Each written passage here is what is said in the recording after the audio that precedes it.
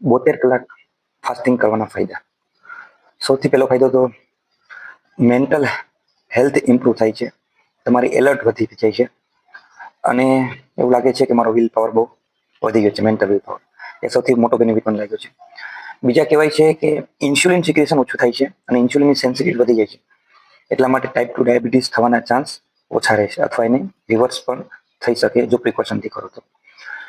બીજો એક બેનિફિટ એ છે કે ગ્રોથ હોર્મોનનું સિક્રેશન વધે છે, જેથી છે ફેટ સેલ બંધ થાય અને મસલ માસ પ્રિઝર્વ થાય. એટલે મહદ અંશે 2-2.5 કિલો જેવું વજન પણ ઘટે છે. અને અત્યારના જમાનામાં સૌથી મોટો બેનિફિટ કે ઓટોફેજી, જે ડેમેજ સેલ હોય એ રિસાયકલ થાય છે, એટલે કે જતા રહે છે. એના લીધે એવું કહેવાય છે, એના માટે નોબેલ પ્રાઇઝ પણ મળેલું છે કે કેન્સર સેલ હોય એ પણ મરી જાય છે, તો એને પણ કિલ કરી નાખે છે 72 અવર ફાસ્ટિંગ કરવાથી. ઓકે, અને ઓવરઓલ ઇન્ફ્લામેશન ઓછું થાય છે અને ઇમ્યુન સિસ્ટમ આખી ફરીથી નવી બનવી એવું થઈ જાય છે, એવું સ્ટડી થયેલી છે. ઓકે, તો આ બધા બેનિફિટ છે 72 અવર્સ ફાસ્ટિંગ કરવાના.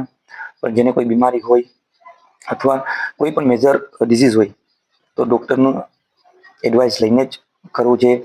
શરૂઆત ઇન્ટરમીડિયેટ ફાસ્ટિંગ 16 કલાકના ફાસ્ટિંગથી કરવી જોઈએ, પછી 24 કલાકનું ફાસ્ટિંગ, પછી વીકલી એક વખત 36 કલાકનું ફાસ્ટિંગ, એમ ધીરે ધીરે ફાસ્ટિંગ વધારી અને 72 અવરનું ફાસ્ટિંગ કરવું જોઈએ. 70 અવરનું ફાસ્ટિંગ વર્ષમાં એક વખત અથવા 6 મહિને એક વખત ઇનફ છે, રેગ્યુલર કરવું જરૂરી નથી. ઇન્ટરમીડિયેટ ફાસ્ટિંગ રેગ્યુલર કરવું જોઈએ. Okay, so that is the advantage of the 72 hour fasting. Thank you.